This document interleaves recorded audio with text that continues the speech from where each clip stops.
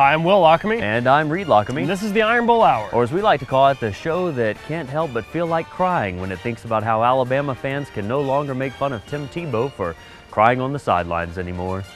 On tonight's show. Has MTV ever approached you about doing an episode of Cribs, but with two Bs? No, they haven't. Not yet. Yeah, that's right, not yet. So it's okay for him to wear the checkered coat and the checkered hat there. It's okay for Bear Bryant. But I couldn't do that. But you couldn't do it. I couldn't pull that off.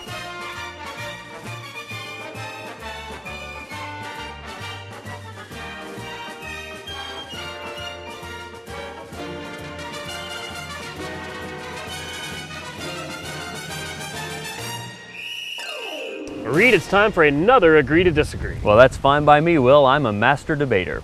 After Steve Spurrier's recent comments, there was a lot of talk about whether or not Alabama could beat a struggling NFL team. Is that sort of talk reasonable? Will, obviously that sort of talk is not reasonable. Even a struggling NFL team has 22 starting NFL players. Right. Alabama, even in a good year like last year, only has about 8 players on their team who will even make an NFL roster. Maybe 10 if they're super lucky. That's right. about, so no, this is not reasonable. Okay, well, here's the thing. You make a semi-decent argument, Yeah. right? But incorrect overall. And here's why. Anything could happen at any time, Reed.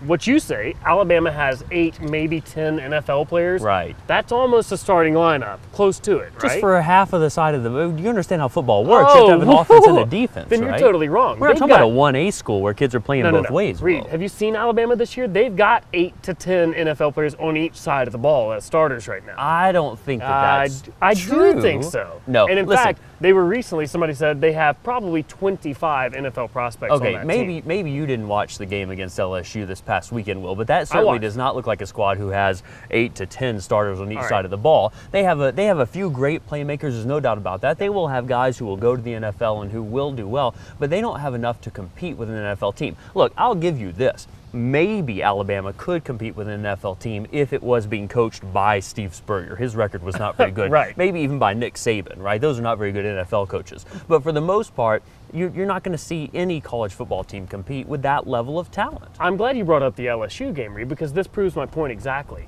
If you have Alabama, who's got plenty of NFL prospects on that team, Right. and they go out and play somebody like the Jacksonville Jaguars, who's all NFL players, but then has a bad game, just like Alabama did against LSU, Alabama has a real chance of beating that team. Even though they're a 24-point underdog, apparently, says Vegas, Yeah. it doesn't matter. Things can go one way or the other, and Alabama could beat that Look, team. this is apples and oranges. Alabama's the best team in the world. Things can go any which way. Alabama's too good. In college football, not when Alabama. you try to jump to the Number next 1. level.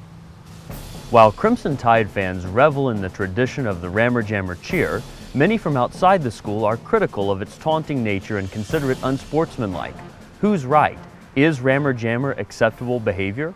Reed, I'm so glad we're talking about this. I've been wanting to talk about it for a while. Okay. You know, when we're kids and we start playing Little League baseball and Little League football, Yeah. we learn to respect the other team. We learn to, before and after the game, give handshakes, congratulate them if they Yeah. win or lose, no matter what. It's about sportsmanship. That's what's important, right? No.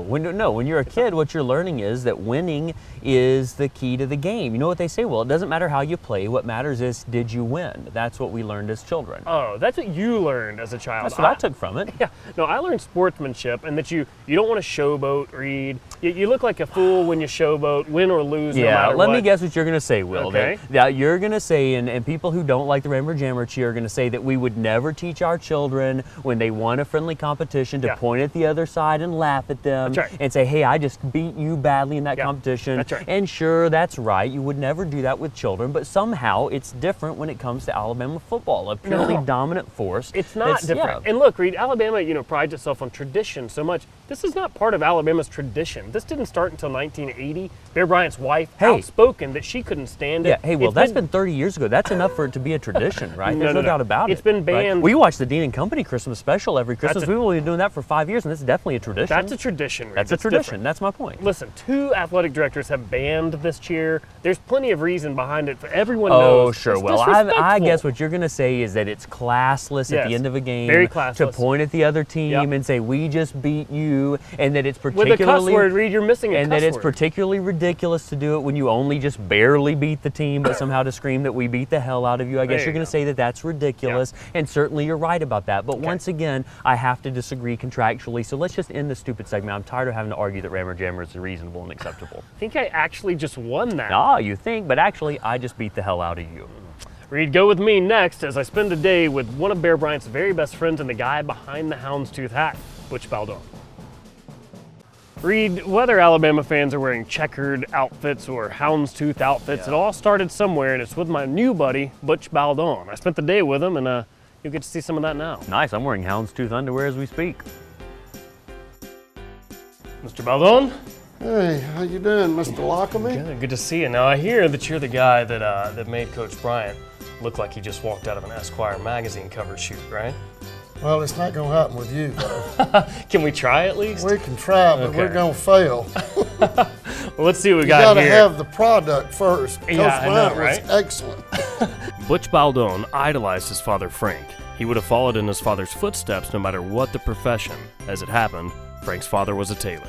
Now, from a guy with no style, I can't tell a huge difference here, but to you, you can, right? Well, this picture on my left, now that's definitely Mara Bottoms. And this picture to my right is the University of Alabama. They don't even look like the same person. No, but I mean, so this, you put him in the suit. Oh yeah, that's my clothes. I made everything but his tie, hat, and shoes. So it's okay for him to wear the checkered coat and the checkered hat there. It's okay for Bear Bryant, But I couldn't do that. but you couldn't do it. I couldn't pull that off. Generally, he would need to go solid with that. That's the reason Coach Saban's going to look right in anything he puts in. Right. So what if you put that hat with this suit? Look terrible. Oh, well, see, I don't know these things. When Bear Bryant walked into his father's shop, 17-year-old Butch had no idea who he was or how much his first customer would impact his life.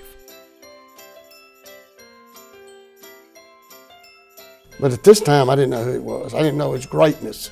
Right. To me, he was great customer. That's Sure. all I looked at. Yeah, and I I wanted bet. to fit him right.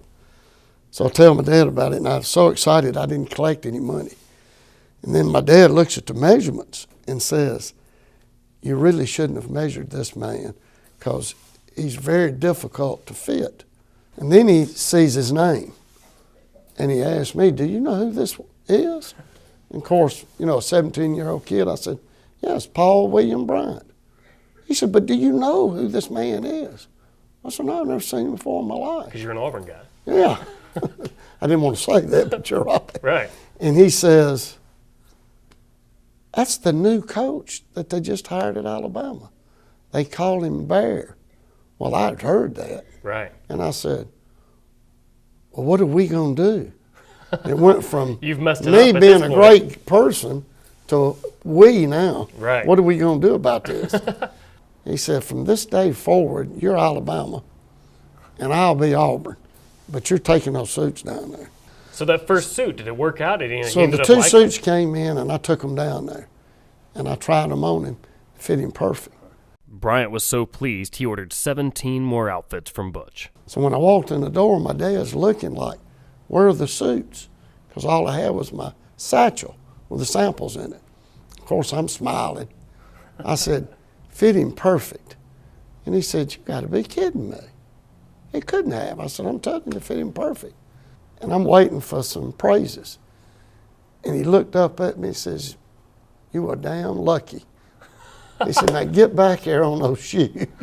Back to shine. And that was the end of that story.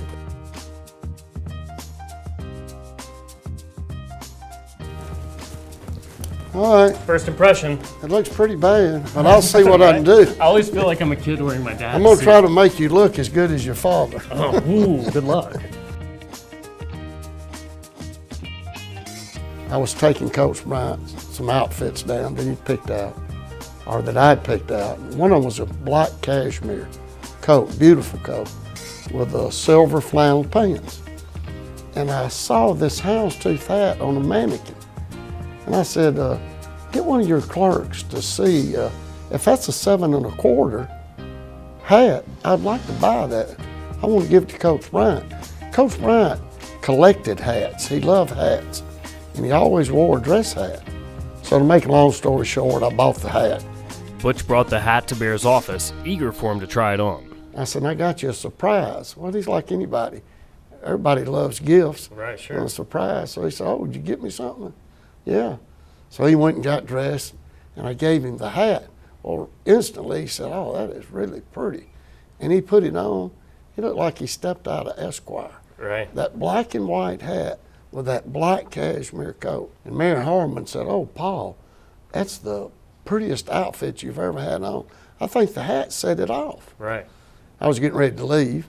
I said, remember now, you wear that hat with solids because it's got a pattern to it.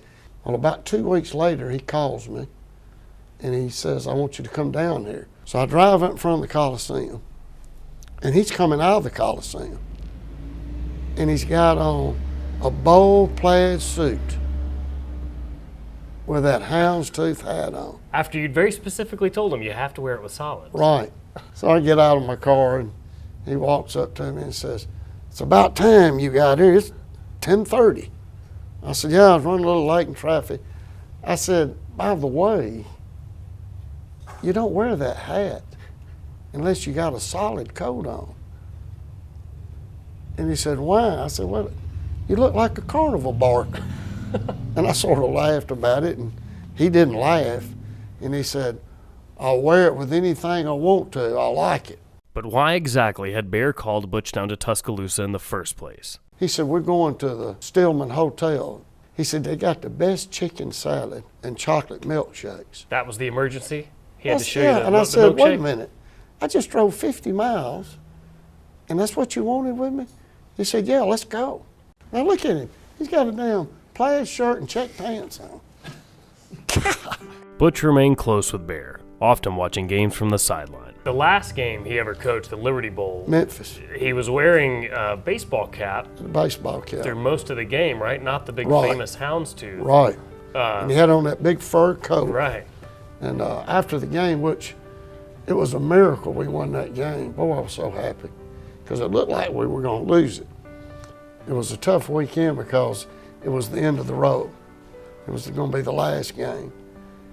After the game, of course, we won, and the players took him out to midfield on the shoulders, and he shook hands with the coach. And when he came back, all his photographers were just all around, all over him. He's walking out for the last time. Right. And I said, Coach Bryant, put this hat on. I said, they're going to be taking your picture. Give me the baseball cap. So he put the houndstooth hat on. And of course, after all that was over, of course, they took his picture walking out. I got both of those hats in my house. I didn't get him to sign it or anything because I didn't think about it, you know. It was important to me, not everybody else. That's the way I felt.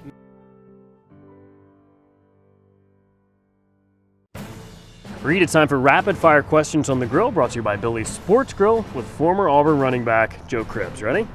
Here we Let's go. do it. I'm ready. Has MTV ever approached you about doing an episode of Cribs, but with 2 B's? No, they haven't. Not But- yet. Yeah, that's right. Not yet. Okay, all right. Have you ever thought about suing Jerry Hennon for stealing the name of your car wash and using it as the name of his blog? I actually contacted him. I was thinking about it. He has no money. But we were able to work it out. Okay. I actually found out he's a very good guy. He's a good guy. He's yeah. okay. Kind of a jerk. All right. Who's currently the third best football program in the state behind Alabama and Hoover High School? UAB? It's Troy. Yeah. It's Troy, actually. I was gonna guess Woodlawn. That was a tough one. Yeah, it was. A lot of people don't realize that you were the infamous airport booer when Gene Chizik was hired. Are you happy that history has proven you right? Actually, no one's supposed to know that. Oh, We're not supposed to Maybe tell we them. can cut Okay. that from the Yeah, show. we'll cut that. Okay. Okay. When you think about the list of all-time great Auburn running backs, how high could Mike Dyer have gotten? Well, he really did. I don't think he could have gotten any higher. I don't think so. I know, right? No. That's a problem. He's tried several times. Who's a better offensive coordinator, Scott Loeffler or a pair of dice? One Just one die. one Just die. one. That's right. Okay, maybe a pat die. Who's better at stopping an offense, Brian Van Gorder or Scott Loeffler? Scott Loeffler. Pretty good. Pretty good. If Nick Saban ran for president, would you vote for him? Probably. He's pretty good at what he does. What can that guy not get done? Yeah. That's not bad. You ready to ride an elevator? Yeah, I Will? hope you're not afraid of elevators. Let's do this. Okay, let's here go. we go.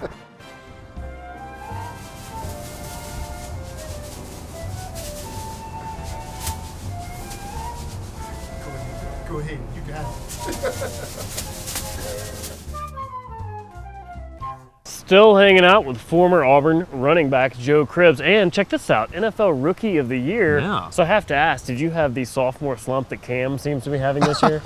I missed 2 games, but I still rushed for over 1,000 yards. Look at that. Yeah, made the and Pro humble Bowl. as well. That's right. Yeah. Absolutely.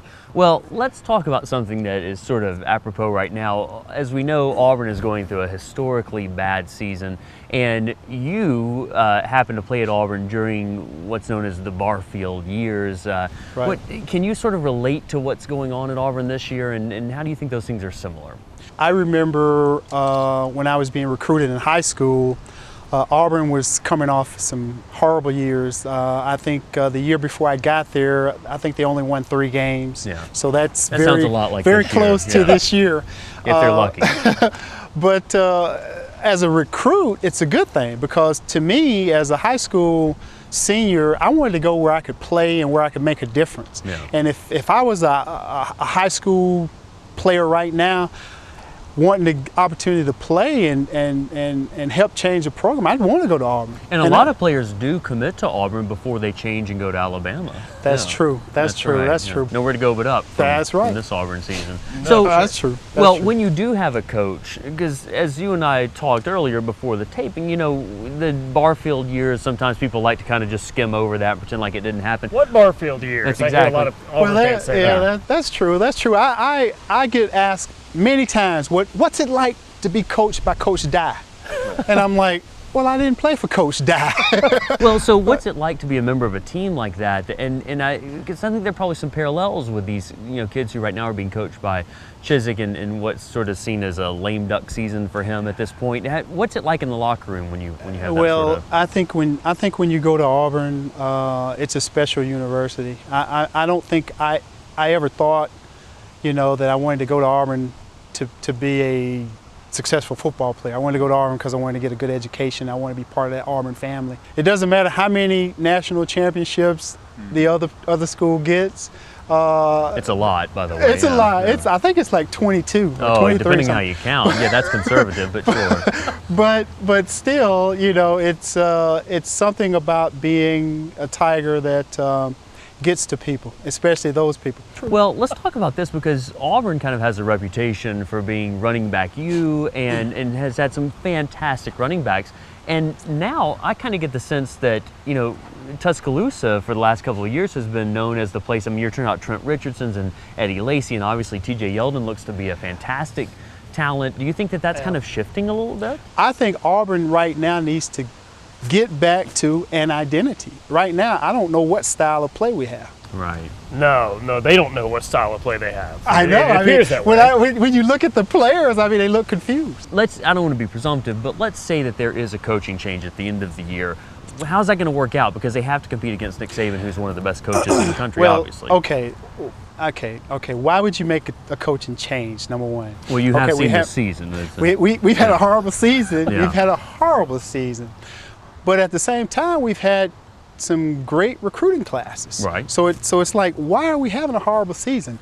I think we need to focus in on coaching football a little bit more. I don't know what's going on down there because I'm not there day to day, but I think Coach Chiswick is a good football coach. Right. I think he needs to coach football. So you think he's having to worry about other stuff? I think that's got something to do with it. And let's I not think he pretend like needs to- Joe Cribbs doesn't know inside stuff. You probably know. Well, I don't know. I'm not saying I know anything Right. inside or Yeah. anything. You play All for I'm Coach saying Guy. is Yeah. Coach Chiswick has been a great defensive coach everywhere he's been, right? Sure. And our defense has been horrible this year. Are you saying youth? And I think I'm hearing what he's saying. Me too, yeah. That Gene Chizik rather should demote himself to defensive coordinator. No, I'm not saying that, but I think he should have his hands in the entire program. You know, when you got a top 10 recruiting class or a top 5 recruiting class, you know, which we've had a few One years. after the other, yeah. You know, you expect some results. I want to mention something that I don't think anyone's brought up. There's a lot of construction going on down at Auburn. Do Yeah. you think any of that has, maybe someone is accidentally building over an Indian burial ground? Maybe could that explain what's happened this I year didn't with the think football about that. program? I don't know. I don't know. That I got to do some research on. Yeah, I someone should get a research. map. Yeah, For sure. that's not bad. Yeah. Well, Joe, thanks a ton for hanging out, man. We've enjoyed this. I've enjoyed it. This has probably been the most unusual show I've ever been on. Yeah, it's really great. Thanks. Yeah. Thanks, Joe Cribbs. No doubt. Well, stick around. It gets even better. Up next, it's time for the Wickles Pickles Picks of the Week. Reed, when we pick pickles, what do we pick? We pick Wickles. That's Will. right, Reed. It's time for the Wickles Pickles Picks of the Week. Now, Will, this is a season-long points competition, and there is only 1 point separating the two of us now. I have a total of 272 points, and you only have 271, and that's good. The lower your score, the better. Yeah. We have to pick 2 games for this week. The first one up is Alabama versus Texas A&M in Tuscaloosa. Will, what's going to happen in that game? Reed, I think Alabama dealing with some injuries. I think they've been exposed now with the LSU game. A&M wins this by 3. All right, I think Alabama's going to win, but I'm going to say only by 7. I think Johnny Football is going to be a little tough to handle, maybe. All right, the other game, of course, is Auburn being slaughtered by Georgia. Will, how's this one going to pan out? You know, I think they're going to be slaughtered, but going to keep it somewhat close by 14, Georgia. Okay, I'll say Auburn will play well for them and only lose by 17. All right, sounds good. Yeah. Friends at home, and let's face it, you have become our friends. Don't forget that you can follow us on Facebook, Twitter, and Instagram. It's at the Iron Bowl Hour. And of course, you can listen to our radio show, Oh Brother Radio, every Thursday at BehamMountainRadio.com. No doubt about it, Will. Now let's get on out of here. I've got to be fitted for new tap shoes tonight. Fantastic. It's all the time we have for tonight. I'm Will Lockamy. And I'm Reed Lockamy. Roll Eagle Reed. And War Tide, Will. The Iron Bowl Hour is brought to you by Wickles Pickles. Add an exciting new taste to everything from Thanksgiving dinner to Saturday sandwiches. A Wickles pickle will tickle your taste buds just right. Billy's Sports Grill in Birmingham, located in English Village, Overton Road, and coming soon to Northport. Billy's, come on in and feed your goat. And Vulcan Park and Museum, home to the world's largest cast iron statue. For more information, log on to www.visitvulcan.com. It's got a light. It's Hey, officially rolling. Why Oh, does his sorry. have a light? Look at that. That's present. It's the first one I've ever seen that. Well, that'd be helpful. We normally have a look towards the line when we turn down. So we're all Yeah. I'm fancy.